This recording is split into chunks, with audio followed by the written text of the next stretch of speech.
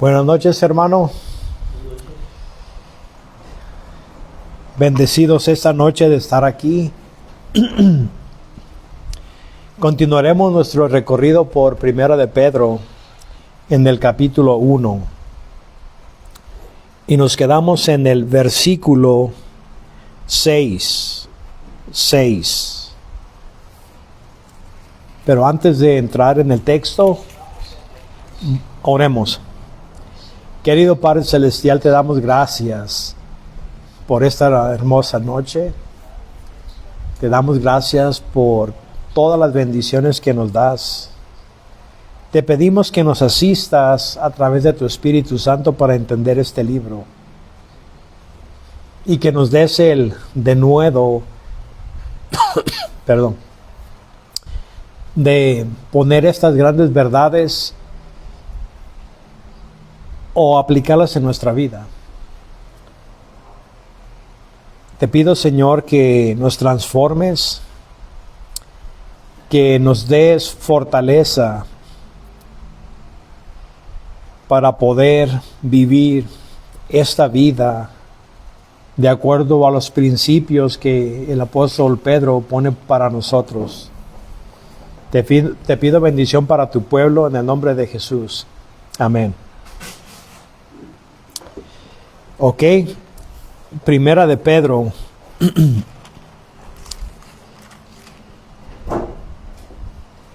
Les escribe a los de la diáspora,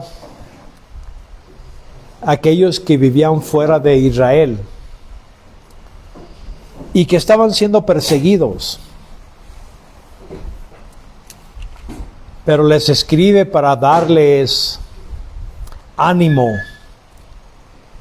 que continuaran en la fe, porque ciertamente nuestras pruebas son temporales. Y es lo que les va a decir aquí en el versículo 6. Él ya los animó al decirles que ya habían sido purificados por la sangre de Cristo, el Espíritu Santo los había sellado y el Padre los había escogido. Y que los había hecho nacer a una esperanza viva, porque la cristianidad es una fe viva. Y también dice, para una herencia. Así de que eso debe de animarnos a continuar en el camino de Dios.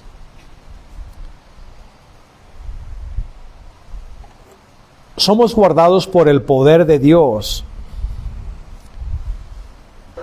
Y dice que por causa de las persecuciones, de la adversidad de la vida, fíjense lo que dice, en esto se regocijan grandemente, aunque sea por un corto tiempo, si es necesario. Han sido entristecidos por varias pruebas. El apóstol dice que en lo que ya previamente les dijo, nos regocijamos que somos guardados por el poder de Dios. Nos regocijamos porque tenemos una herencia. Nos regocijamos porque hemos sido lavados, purificados por la sangre o el rozamiento de la sangre de Cristo. Esas son cosas positivas que deben de animarnos a seguir adelante, porque en la vida va a haber pruebas. Es inevitable. La palabra dice que en el mundo tendréis aflicción. Y cuando estamos hablando de aflicción, hermanos, no estamos hablando de la aflicción o la lucha contra el pecado que está o que tú luchas todos los días. No se refiere a ese tipo de aflicción. No es algo interno, sino es algo externo que tiene que ver con las pruebas que el mundo te mete, los problemas de la vida, que todos vamos a enfrentar, enfermedad, persecución, etcétera. En esto tenemos que regocijarnos porque por un corto tiempo, si es necesario, y es necesario que pasemos por muchas pruebas. ¿Por qué? Para que tu fe para comprobar si tu fe es genuina, versículo 7. Una fe que no es probada no es una fe que salve. Vamos a mirar el ejemplo del padre de la fe, Abraham. Abraham, aunque él ya había sido llamado justo por creerle a Dios, cuando Dios le dijo, sal de tu tienda y mira las estrellas, así será tu descendencia. Y Dios lo declaró justo. Pero después vino la prueba, donde Dios le dijo que sacrificara a su hijo, a su único hijo, y se refería a Isaac, donde él tenía que llevar a su hijo a sacrificarlo en el monte Moría, que es donde Jesucristo murió. Él, obediente, iba a sacrificar a su hijo, y cuando estuvo a punto de matarlo con un cuchillo, la voz del cielo salió y le dijo, Abraham, para. Ahora yo sé que temes a Dios, porque no perdonaste a tu propio hijo, sino que lo iba a sacrificar en obediencia a Dios. Y así también nosotros, hermano. No piensen que la fe que nosotros tenemos no va a ser probada. No es porque Dios no sepa de qué estamos hechos, porque primeramente la fe es dada por Dios. Esa es la fe que salva. Pero también hay una fe práctica, donde Dios espera que seamos obedientes. ¿Cuánta gente no profesa tener fe? De hecho, las iglesias, y no me refiero a ninguna denominación en específico, pero en el campo cristiano hay muchos que dicen tener fe, pero sin embargo parece que todo les sale bien, que no hay adversidad en su vida. Yo casi a todos los hermanos que yo conozco están pasando por algo. Si no es algo financiero, físico, pero están pasando por algo. Y aquellos que no les pasa nada, entonces, ¿qué quiere decir?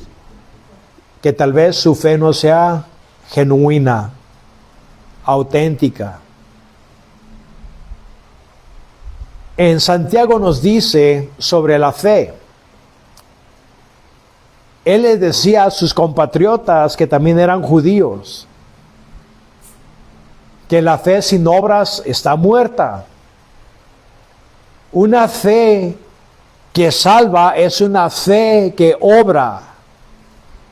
Déjenme les digo un poco de historia. En los 1500, cuando estaba en su apogeo la Reforma, allí el tema central, el parteaguas, era la justificación. ¿Cómo es de que una persona es justificada por Dios? Y los reformadores decían que era por fe y fe solamente, no por obras. Pero cuando Santiago hablaba de obras, y como no entendía muy bien Lutero sobre las obras y la fe, llegó a descartar el libro de Santiago como no inspirado. Pero después que creció más y se dio cuenta de que Santiago no se oponía a la teología de Pablo, sino que complementaba a la teología de Pablo. Porque una fe que es auténtica y que salva nunca está vacía de buenas obras. Todo el tiempo va a ser algo. Una fe que está viva es una fe activa. Y por eso él desafiaba a los oyentes, porque Santiago les escribió a las mismas personas de la diáspora o la dispersación para desafiar su fe. Y él les decía, enséñame tu fe sin tus obras, y yo te enseñaré mi fe por mis obras. Ahora, no estamos diciendo de que eres salvo a través de las obras, sino que tu fe va a obrar. Es muy diferente. Nosotros obramos porque somos salvos, No obramos para obtener nuestra salvación. Es muy diferente. Así de que no hay que confundir esto. Hay muchos que dicen, no, pues es que tú puedes ser un cristiano carnal y no manifestar obras de regeneración y todavía ser salvo. En serio, eso es verdad. No es verdad, hermano. Ahora, en nuestros tiempos, estamos vendiendo el evangelio bien barato. Si nosotros pudiéramos ir al pasado, hace 200, 300, 400 años, en los tiempos de los puritanos, la mayoría de los que se llaman evangélicos cristianos ahora hubieran sido expulsados de sus iglesias. Y no es porque ellos hayan sido legalistas, sino porque ellos en realidad cuestionaban tu fe. Si no te miraban caminando de acuerdo a las piedades de las Escrituras en obediencia a Jesucristo, ni siquiera te hacían miembro de la iglesia. Ahora salimos aquí de la iglesia y ya no saben nadie quién eres tú. En los tiempos de los puritanos, todos iban a la iglesia. Y yo me refiero a las colonias. México nunca ha sido un país cristiano. No confundan el catolicismo con el cristianismo, por favor. Yo me refiero donde los colonos, que llamamos los puritanos, llegaron a Estados Unidos y fundaron Filadelfia, todo lo que eran las 13 colonias, todos iban a la iglesia. Yo no digo que todos hayan sido regenerados, pero todo el domingo o unas denominaciones era el sábado. Ese día era dedicado específicamente para ir a la iglesia. Era tiempo para la iglesia y la familia y socializar con la iglesia. Así de que todas las comunidades, todos se conocían. Así de que tú no podías estar practicando el pecado en tu trabajo, en tu parcela de tierra, porque la gente te conocía. Luego, si no estabas caminando o ordenadamente, te confrontaban, hey hermano, ¿usted por qué anda en las cantinas? ¿Por qué anda haciendo esto? ¿Sí me entiendes? Ahí dice que la gente, perdón, no se podía esconder. Tenían que vivir una fe práctica. Ellos te desafiaban si en realidad eras cristiano. Lo que ahora ya no, si desafías a una persona, ahora ya te llaman legalista, que andas juzgando. Por eso las iglesias están debilitadas ahora. La mayoría no está entregada a las cosas de Dios. ¿Por qué? Porque si hay una predicación suave, entonces vamos a levantar cristianos suaves. Desafía al cristiano, desafía su fe, desafía su incredulidad, su tibieza, la dureza de su corazón. Y vas a obtener dos resultados. O se va a ir de la iglesia y se va a enojar, o se va a ordenar, se va a someter y será un cristiano que no compromete su fe. Así es de que Dios nos pone en el fuego para purificar nuestro carácter.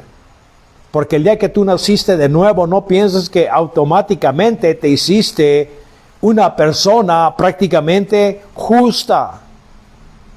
No, todavía arrastramos cosas de la vida previa a nuestra regeneración.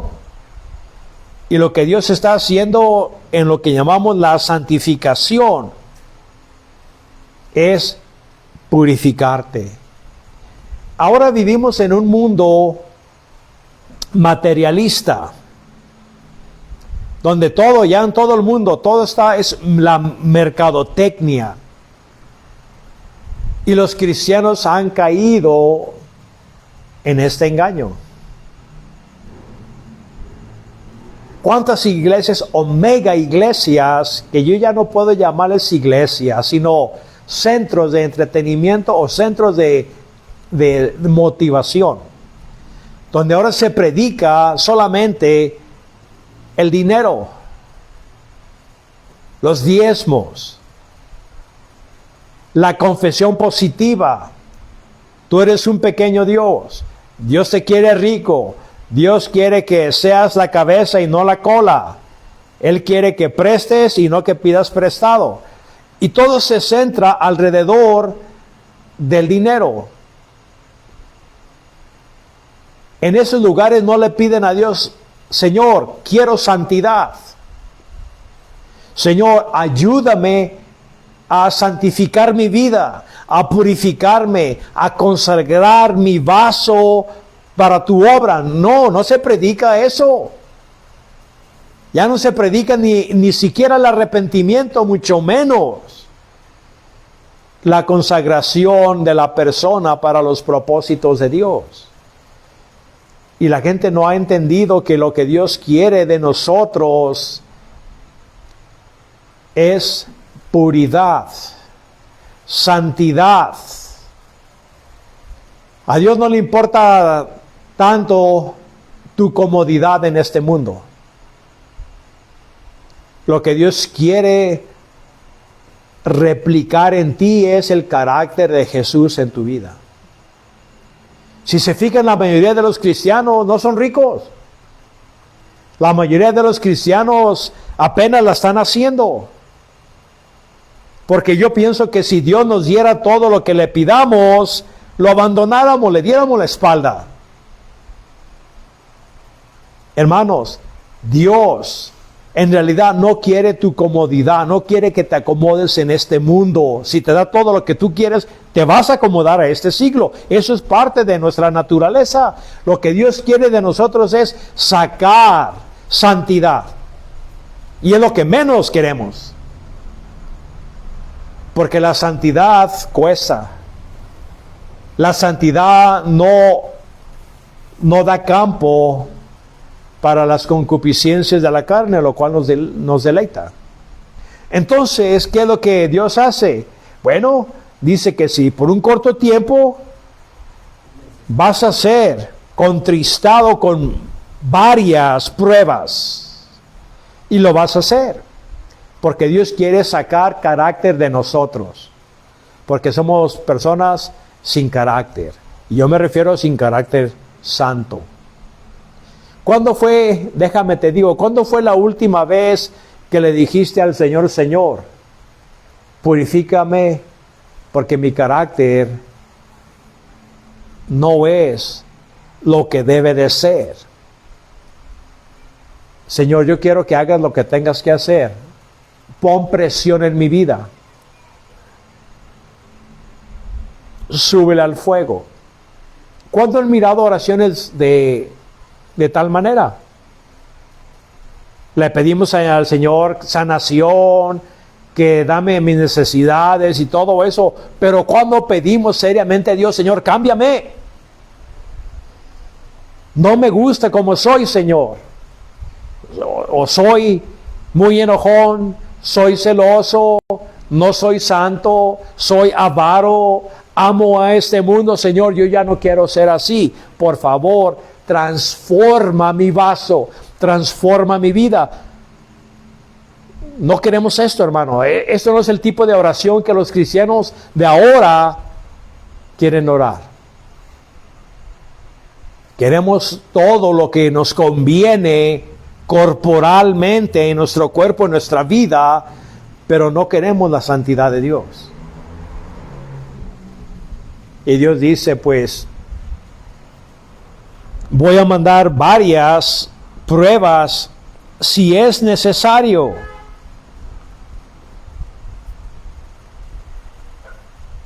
¿Para qué manda las pruebas? Para ver si la fe es genuina. Porque la fe para Dios es más preciosa que el oro que perece, aunque sea probado por el fuego. Ya sabemos, el fuego, el oro, tienen que hervirlo, ¿verdad? Le ponen fuego. Y también le ponen ¿cómo se llama ese metal? Es como, no es mercurio. O algo así. A lo mejor sí es el mercurio. Le ponen al oro para sacarle las impurezas. La nata sale para arriba y le quitan lo de arriba y ya queda el oro puro. Ya sabemos que el oro es bien suave. De hecho, puedes darle una mordida y le pinta los dientes. Así es de que le revuelven níquel o otro tipo de metal para darle dureza. Pero lo que el hombre le encanta es el oro, ¿verdad? Por eso aquí Pedro está usando ese contraste de lo que el hombre ama, pues Dios ama una fe genuina. Y para sacar una fe genuina, así como el oro es purificado por el fuego, así también tú y yo vamos a ser purificados por el fuego de la aflicción que el Señor va a permitir en tu vida. Así de que no piensen que es algo extraño cuando entren en muchas pruebas. Capítulo 1 de Santiago se los dice. Y no dice una, dicen varias pruebas. Porque es lo que necesitamos, hermano. ¿Qué piensas que es lo que tú necesitas en esta vida? Bueno, ¿qué es lo que pides? A veces pedimos, Señor, que el hermano, que la hermana se arrepientan y así y asá. ¿Cuándo le has pedido que, Señor, cámbiame a mí? Cámbiame, Señor. Porque yo quiero ser un vaso útil en tus manos. Señor, yo quiero consagrarme a tus propósitos, así como esas vasijas del templo eran consagradas para usos santos para Dios. Señor, yo también quiero ser un vaso santo. Y Dios dice, bueno, pues, ¿quieres la consagración? Yo voy a mandar el fuego porque tú no lo vas a hacer. Porque nosotros no oramos contrario a lo que no nos gusta, sino oramos a nuestra conveniencia. En realidad, ¿cuándo has pedido tú por adversidad en tu vida para que Dios muestre o saque el carácter de Cristo en tu vida? Yo casi no oigo esas oraciones, hermano. Yo no las oigo. Y yo pienso que también, hermano, tenemos que orar diferente. Orar diferente. Si nosotros no estamos haciendo lo que Dios nos ha mandado o lo que debemos de ser, debemos de pedirle a Dios, Señor, pues ni modo, si no hay otro camino, manda la adversidad contra mí. Porque yo quiero ser santo. Hermanos, la santidad cuesta. La consagración cuesta. Por eso los cristianos no quieren esto. Pero yo pienso que de aquí en adelante es lo que vamos a pedir para esta iglesia. Que el Señor mande el fuego a los cristianos. Porque inafortunadamente, hermanos, los cristianos se acomodan a este mundo, se acomodan a un patrón de cristianidad que no edifica la iglesia, ni asusta al diablo, ni transforma el mundo. Queremos un cristianismo genuino, auténtico. Y para eso nuestra fe va a ser probada. ¿Para qué quiere Dios que nuestra fe sea aprobada? Bueno, dice, para que vuestra fe se encuentre en alabanza, honor y gloria a la revelación de Jesucristo. Es versículo 7. Entonces, hermano, si tú quieres alabar, glorificar, honrar a Cristo, es necesario pasar por esto. Y aquí dice a la revelación. Está hablando de términos escatológicos. Pero es cierto, ¿cómo quieres que Dios te encuentre? Nosotros creemos en la segunda venida, obvio, pero creemos que previo a la segunda venida va a haber otro evento. Y este evento es eminente, lo que quiere decir de que no hay ninguna señal del cielo. Y estoy hablando del levantamiento de la iglesia. El rapto, como lo quieran llamar. ¿Cómo quieres que Cristo te encuentre? Que te encuentre alabando, honrando, glorificando a Cristo. ¿O cómo te va a encontrar? Hablamos de que Cristo puede venir en cualquier momento, es eminente, pero ¿vas a estar haciendo la obra de Dios? ¿Vas a estar entretenido construyendo su reino o vas a estar entretenido en lo tuyo?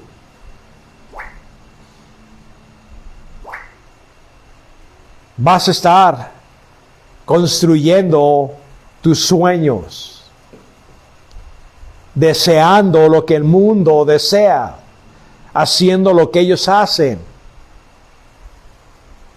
O te va a encontrar con una cuchara de albañil en una mano y con la espada en la otra, donde vas a estar luchando y vas a estar construyendo. Eso es lo que debemos de hacer, hermano. Tenemos que vivir de tal manera que Cristo te encuentre trayéndole honra y gloria en su aparición o revelación. Ahora la pregunta es, si Cristo viniera esta noche, ¿te encontraría haciendo qué?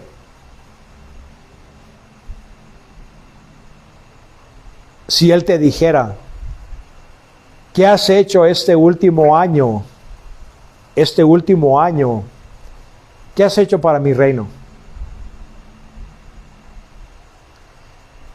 No piensen que nomás ir a la iglesia, eso en realidad no es parte, pero no es construir el reino de Dios. Construir el reino de Dios es, sinceramente, es predicar el evangelio y ganar gente para el reino de Dios, porque todo lo demás de nada sirve. A Dios no le impresiona si eres una buena persona para hacer dinero, o que seas bueno en lo que tú quieras. Lo que Dios quiere es almas. Él quiere gente que se convierta a través de tu testimonio y a través de tu predicación del evangelio. ¿Estás entretenido propagando el evangelio, el reino de Dios, el nombre de Dios, honrando a Dios, o no lo estás haciendo? Ahora es muy difícil, hermano, muy difícil que los cristianos se muevan para las cosas de Dios. ¿Qué es lo que Dios tiene que hacer contra nosotros para que nos movamos, hermano? Estamos en tiempos muy difíciles donde ya los cristianos no van a prestar atención. Porque el corazón, como decía a los judíos en los tiempos de Isaías, el corazón de este pueblo se ha endurecido, donde oyen pero no entienden.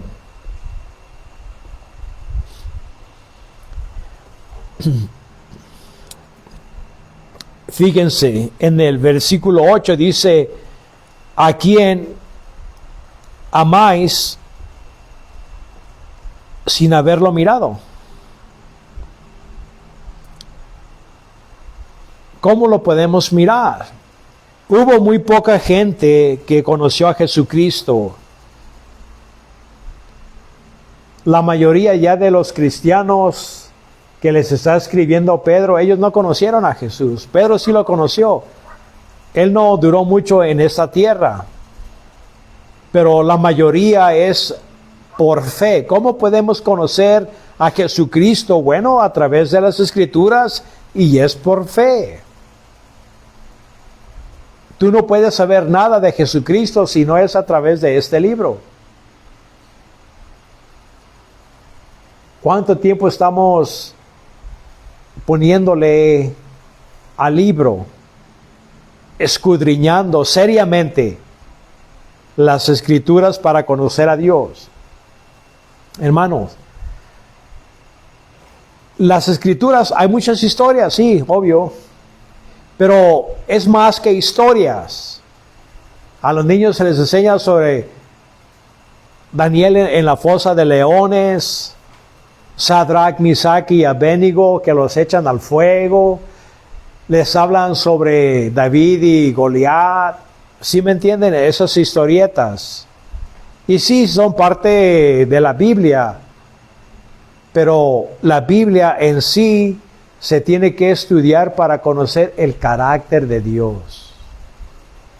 Quién Dios es. Es mucho más que historias. Así es de que hay que estudiar las Escrituras para conocer a Jesucristo. En el noviazgo la gente, según es para conocerse, ¿no? Y a ver si, pues, después de conocerse pueden contraer matrimonio. Si se pueden entender. El noviazgo se supone que es para conocer el carácter de la otra persona. Este libro también nos revela el carácter de Dios. Por lo tanto, no podemos tener, se puede decir, encuentros infrecuentes con las Escrituras. Debemos ser serios si vamos a conocer a Dios. Aunque no lo hemos mirado. Yo no estuve allí hace 2000 años. Pero sin embargo, con los ojos de la fe, a través de la lectura de las Escrituras y como Dios se revela que Él es, le puedo entender. Y ya sé sobre el carácter de Dios. Y sabiendo sobre el carácter de Dios, eso te induce a amarlo, porque Dios es bueno. Hay gente que se mete a las Escrituras no es para mirar para ellos lo negativo. No, es que Dios es bien, es vengativo, le gusta destruir la gente, viejitos, niños, etcétera. ¿Sí me entiendes? Nomás está mirando para no creer, buscando excusas. Pero la Biblia en realidad para los creyentes nos metemos a ellas para conocer a nuestro Dios, nuestro Creador y nuestro Redentor, hermanos.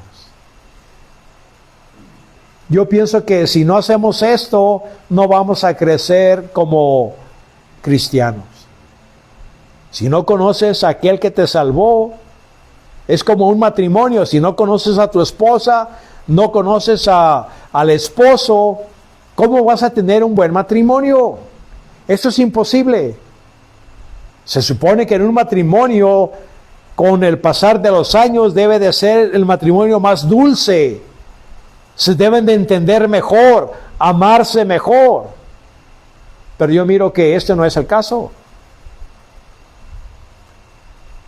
¿Por qué? Porque los matrimonios ahora en realidad no viven por las reglas espirituales de la Biblia. Y así también nosotros, para conocer a nuestro, se puede decir, al novio o al esposo, que somos la iglesia, la esposa, le conocemos muy poco. Le conocemos muy poco. Tenemos que llegar a conocer a Dios más, hermano. No lo podemos mirar, pero sin embargo, creyendo, porque la fe es necesaria. Y la fe nos da regocijo, nos da gran júbilo, que es inexpresable. ¿Por qué? Es algo espiritual y que está lleno de gloria. Hermanos, cuando nosotros conocemos a Dios, el gozo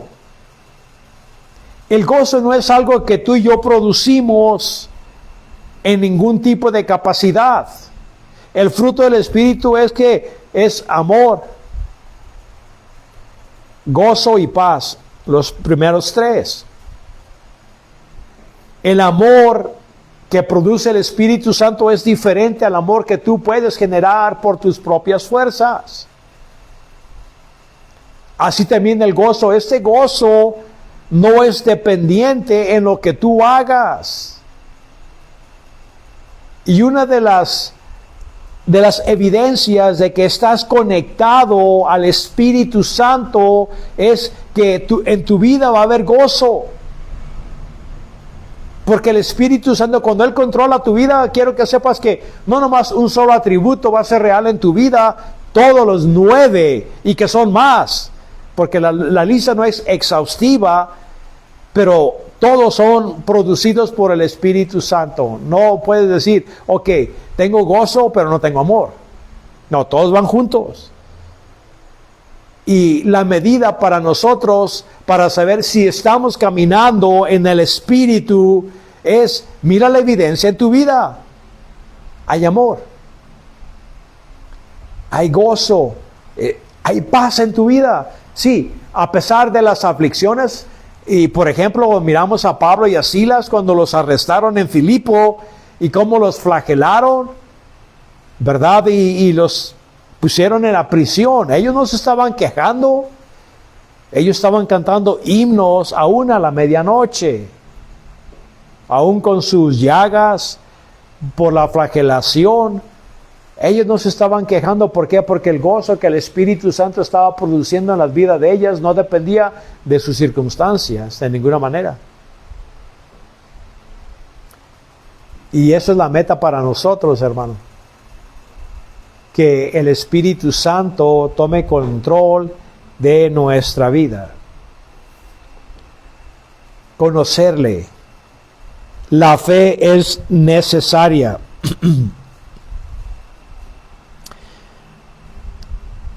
Y que dice, y el resultado de su fe es que la salvación de vuestras almas.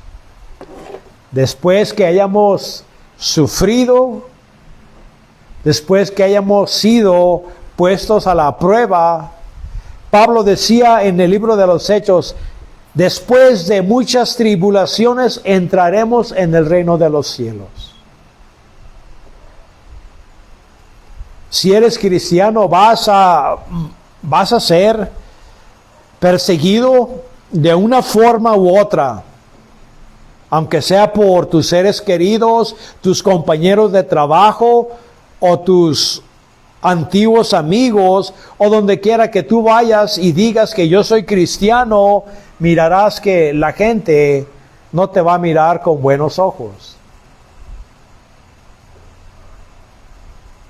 Y también Dios va a permitir adversidad en tu vida. Pero para nosotros tenemos que regocijarnos. ¿Por qué? Porque nuestras pruebas son temporales y que muy pronto entraremos en gloria. Aquí lo que está en vista, la salvación de vuestras almas, no es necesariamente cuando tú mueres y llegas a la presencia de Dios. Está hablando de la salvación total, que incluye la glorificación. ¿Qué quiere decir? Tu cuerpo. Donde la muerte es tragada en victoria por la vida. Así es que es bueno que los oyentes de esta carta en los tiempos de Pedro escucharan estas palabras de aliento. Porque ellos estaban entristecidos por varias pruebas que estaban pasando. ¿Por qué? Bueno, porque ellos pensaban que ya estaban en el día del Señor, igual que los tesalonicenses. Y para ellos era como si fuera algo extraño. Y Pedro dice, no piensen que es algo extraño. Eso es algo que les va a acontecer a todos los hermanos en toda la tierra. Porque la gente estaba siendo perseguida.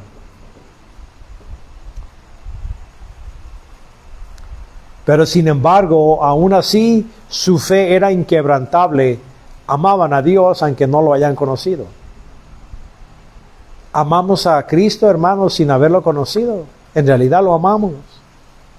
Él dice, si me amáis, guarda mis mandamientos. Esa es la prueba. No es lo que digamos, sino lo que hacemos, lo que atestigua si en verdad amamos a Cristo. Si hay una obediencia práctica en nuestra vida, es porque amamos a Cristo. Y Él dice, el que no me ama, no guarda mis mandamientos. Y los mandamientos que les he dicho son de mi Padre. Esa es la gran prueba.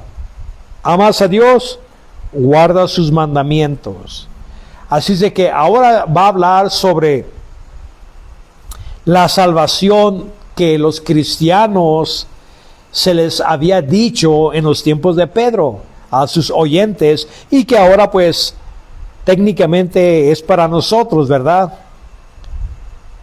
Esa salvación que Pedro les está hablando, perdón, a los de la dispersación, dice, de esta salvación los profetas inquirieron o revisaron cuidadosamente aquellos que profetizaban de la gracia que vendría a ustedes. Ellos están hablando cuándo, no qué, sino cuándo. Los profetas, por ejemplo, David hablaba sobre el Mesías, hablaba sobre la crucifixión, su exaltación al cielo. Isaías también nos habla de que un niño iba a nacer. Así de que todos los profetas, desde Moisés, él les había dicho que Dios les iba a levantar un profeta como Moisés y que a él escucharían en todo. Así de que los profetas, la ley, todos testificaban de Jesucristo. Así de que esta salvación, los profetas inquirían. Ellos escribían, hermanos, pero no entendían. Ellos no entendían, en realidad, fíjate, la inspiración del Espíritu Santo. Cómo ellos eran movidos por el Espíritu Santo a escribir cosas que ni siquiera ellos mismos entendían. A Daniel, cuando se le dio la revelación sobre lo que le acontecerá a Israel, no nomás previo a Cristo, pero sino después hasta los últimos días, cuando Miguel se levante a proteger a los judíos en el capítulo 11 y 12 de Daniel. Y Daniel le dijo a aquel que estaba levitando sobre el agua y aquel que estaba al otro lado del río, le dijo, ¿cuándo serán esas cosas? Él aquí escribió estas cosas, pero se le dijo a Daniel que sellara el libro. No era para él no entendió, por eso le decía, ¿cuándo? Y le dijo a Daniel, cierra, sella, porque esto es para los postreros días. Él no entendió, lo único que se le dijo, mira, tú vas a dormir con tus padres, vas a recibir tu herencia, pero básicamente esto no es para ti, esto es para la generación de los últimos días. Él escribió, pero no entendió.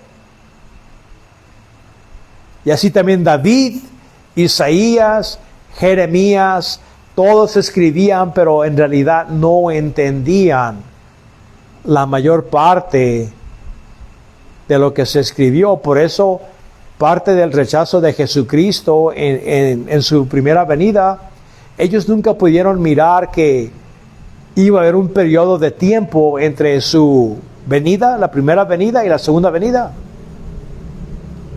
Ellos pensaban que los últimos días serían en la aparición del Mesías.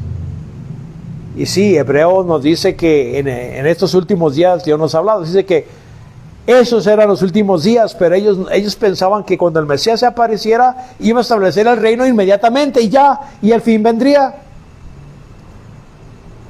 Pero no pudieron entender de que iba a haber un periodo de tiempo, que es el misterio que nos dice capítulo 3 de los Efesios, a través de la pluma del apóstol Pablo. Ese misterio escondido en Dios, que es la iglesia. Ellos nunca pudieron entender eso, aunque hayan escribido. Dice que ellos, después de haber escribido, leían cuidadosamente sobre la gracia que había de venir a nosotros. Y le dice a ustedes, ¿verdad? En el tiempo de Pedro, pero ahora es a nosotros. No era para ellos. Dice, escudriñando qué o qué manera de tiempo. ¿Cuándo sería ese tiempo de la gracia de esa salvación que a ellos se les comunicó, pero que no era para ellos, sino que era para nosotros? Ellos deseaban entender esta gracia que ha venido a nosotros. ¿Y cuál es esa gracia? La muerte de Jesucristo. Ellos hablaban sobre un hijo se nos ha dado,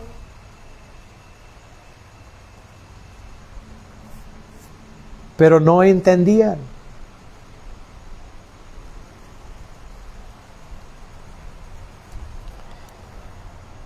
Y dice que era el Espíritu de Cristo. Allí podemos mirar que Jesucristo es divino, porque el Espíritu Santo procede del Padre y procede del Hijo. Así que ellos escudriñaban qué tipo de tiempo el Espíritu de Cristo que estaba en ellos les indicaba y les testificaba de antemano. Miren aquí, los sufrimientos de Cristo, los sufrimientos del Mesías. Hermanos, el corazón del Evangelio es Jesucristo, que fue entregado por nuestros pecados y que fue levantado para nuestra justificación. Ahí está el Evangelio. Así de que el Evangelio no es algo nuevo, es algo que estaba escondido, como se dice. El Nuevo Testamento estaba escondido en el Viejo y el Viejo es revelado por el Nuevo. No piensen que el Nuevo Testamento es algo que no tenga conexión con el Viejo Testamento. De hecho, el Nuevo Testamento es el cumplimiento profético de lo que se dijo en el Viejo Testamento. De hecho, miren, el Apocalipsis, la mayoría de las citas del Apocalipsis son del Viejo Testamento. Si ustedes analizan el Apocalipsis cautelosamente, vas a encontrar que la mayoría son puras citas del Viejo Testamento. Esto es algo extraordinario, los sufrimientos del Mesías. Jesucristo vino a sufrir por nosotros. Eso es lo que se les comunicó a ellos, pero ellos no entendían los tiempos y de las glorias que después vendrían después de esto. Lo que tú y yo estamos gozando son las glorias, las bendiciones. En el Viejo Testamento ya sabemos que ellos se murieron por fe en la venida del Mesías. Mucha gente tiene un mal concepto y piensan de que la gente en el Viejo Testamento era salvada a través de los 10 mandamientos o la ley. Y que ahora Dios ha cambiado de sistema y ahora Él salva por la fe. Antes por la ley y ahora por la fe, hermanos. Dios nunca, desde el Antiguo Testamento, de hecho desde el inicio con Abel, Dios nunca ha salvado a nadie a través de obediencia a ningún mandamiento. Lean el capítulo 11 de los Hebreos y mirarán que se llama el Salón de la Fama de la Fe, porque allí te va desde el inicio de la fe de Abel hasta los profetas que fueron martirizados, para enseñarle a los judíos que les está escribiendo a los hebreos de que Dios salva a través de la fe solamente. A través de la fe. Sí, en el Viejo Testamento ellos estaban atrapados en un sistema. En Gálatas nos dice que estaban prisioneros, guardianes. Pero ahora tenemos mayor libertad, hermano. Así de que antes murieron con la esperanza. De hecho, Jesucristo dijo, le decía a los fariseos, Abraham miró mi día y se regocijó. ¿Cuál día? ¿El día de su nacimiento? No. ¿Los días de su ministerio? No. ¿A qué se refería de que miró su día? El día del Mesías. ¿Qué quiere decir? Los sufrimientos, la crucifixión. Porque en la crucifixión también Abraham es justificado, aunque ya él había sido declarado justo hace 2000 años antes de Cristo, pero sin embargo la fe estaba en el que el Mesías vendría en el futuro. Así es de que ¿cómo miró Abraham el día del Mesías? Por los ojos de la fe. Ahora, ¿cómo miramos los sufrimientos del Mesías? Con los ojos de la fe. Abraham miraba al futuro, nosotros miramos al pasado. Pero es la misma fe. Ellos se murieron básicamente en crédito de que el Mesías vendría y removería el pecado. Ahora nosotros miramos hacia atrás, donde ya decimos, Él ya vino, Él ya pagó. Esas son las glorias que gozamos por los sufrimientos del Cristo, del Mesías, al que Dios envió. Y fíjate lo que dice, a ellos, a los profetas, se les reveló que no era para ellos, pero era para nosotros las cosas que estaban ministrando o escribiendo. Las cosas que se han reportado a ustedes a través de aquellos que predican el Evangelio a través del Espíritu Santo que ha sido enviado del cielo. Cosas que los ángeles desean mirar o entender, básicamente. Pueden cruzarlo en referencia con Efesios 3:10. Pero fíjense, ni los profetas entendían, ni los ángeles tampoco. En el libro de Marcos, cuando Jesucristo entró en una sinagoga y estaba un hombre con un demonio, y cuando el hombre poseído miró a Jesucristo, gritó el demonio y dijo, ¿ya vienes a atormentarnos antes del tiempo? El demonio estaba espantado de que ellos hayan malinterpretado las Escrituras, porque conocen las Escrituras, pero él pensó de que el tiempo del juicio para ellos ya había llegado, que Cristo se había presentado específicamente para enjuiciarlos, y estaba asustado este demonio.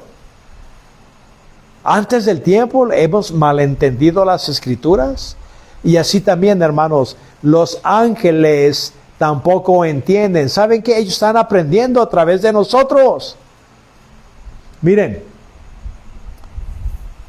un ángel no sabe lo que es la gracia. Déjenles digo el por qué no. Cuando hubo la rebelión de Satanás, todos los ángeles, yo creo que todos los ángeles fueron tentados por el diablo, porque él fue el que promovió su rebelión en el cielo. No todos aceptaron su rebelión, pero la Escritura dice que 1/3 estuvo de acuerdo con él. Los engañó. Bueno, sabemos que los demonios, ellos no lo saben todo. Satanás no lo sabe todo. Los ángeles buenos no lo saben todo. Ahora, cuando ellos pecaron, su caída fue inmediata y final. No hay gracia para ellos. Dios no extendió el cetro de compasión o de gracia hacia ellos. Ellos cayeron y es eterno. Es final. Los ángeles que no cayeron, pues no cayeron, pero la gracia se le demuestra a personas como a ti, como a mí, pecadores. Y ellos no entienden lo que es recibir la gracia porque ellos no tienen necesidad de gracia. Los ángeles buenos no necesitan gracia porque no están caídos. Y los ángeles malos no van a agarrar gracia porque Dios no se les va a dar.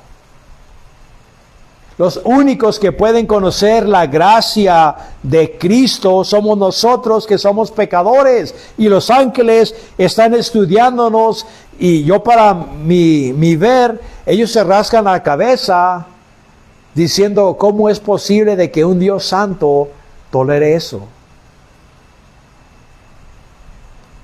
o aquello. ¿Cómo es de que hay tanta injusticia? ¿Cómo es de que aquel santo ha sido redimido con la sangre de Cristo y todavía siga pecando? Ellos no pueden entender lo que es esto, hermanos.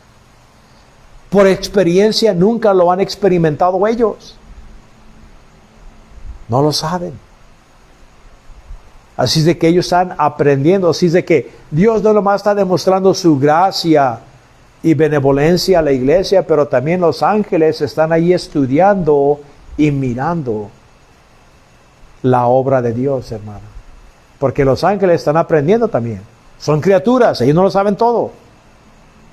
Eso es increíble para mí, hermanos. Aún para la esfera espiritual, lo que tú hagas está siendo observada por los ángeles, buenos y malos.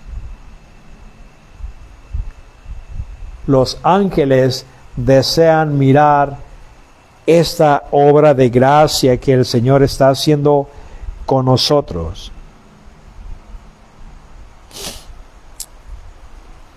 Así que los ángeles están maravillados y sorprendidos de la salvación de Dios que Él ha hecho a nuestro favor.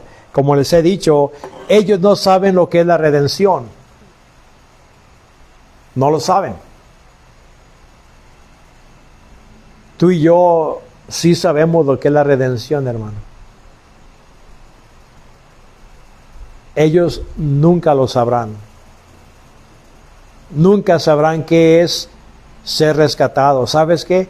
Ellos no saben lo que... Bueno, los ángeles buenos, ellos no saben la experiencia de ser pecador y ser restaurado. Ellos no saben. Los ángeles malos tampoco. ¿Por qué? Ellos no van a ser rescatados de su pecado. Para ellos, cuando pecaron, inmediatamente su naturaleza cambió a una naturaleza perversa y malvada y siempre la van a tener. Ellos no sabrán ya lo que es ser rescatados de esa naturaleza. Ni ángeles buenos ni ángeles malos. Y tú y yo sí, hermanos. Por eso nos induce a ¿qué? A darle gloria, honra y alabanza a Dios por lo que nos ha hecho por nosotros. Así es de que lo que estamos gozando ahorita nosotros es algo que se había comunicado proféticamente en los tiempos de antaño y que se cumplió en los tiempos de Jesucristo. Ahora, cuando Pedro escribió esta carta, era muy fresca, porque no había pasado mucho tiempo donde Jesucristo había muerto. Acuérdense, Pedro murió en el año 67, lo que quiere decir que tal vez hayan transcurrido 20 años. Así de que esta carta, al recibirla, los judíos que estaban siendo atribulados, era algo fresco y los llenaba de esperanza. Que no importa los problemas, las persecuciones, pero también los problemas de la vida, eres guardado por el poder de Dios. Eres guardado. Somos guardados. Al igual que ellos, nosotros somos guardados. Y aunque no hemos mirado a Jesucristo, nos regocijamos y nuestro gozo está lleno de gloria. Y si no está, revisa tu fe. Revísala. Revísala. Bueno, le paramos ahí. En la semana que viene vamos a mirar el tema de cómo vivir delante de Dios, nuestro Padre, en este mundo. ¿Cómo debemos de vivir? Dios quiere que vivas diferentemente. Claro, lo vamos a mirar. Dios les bendiga.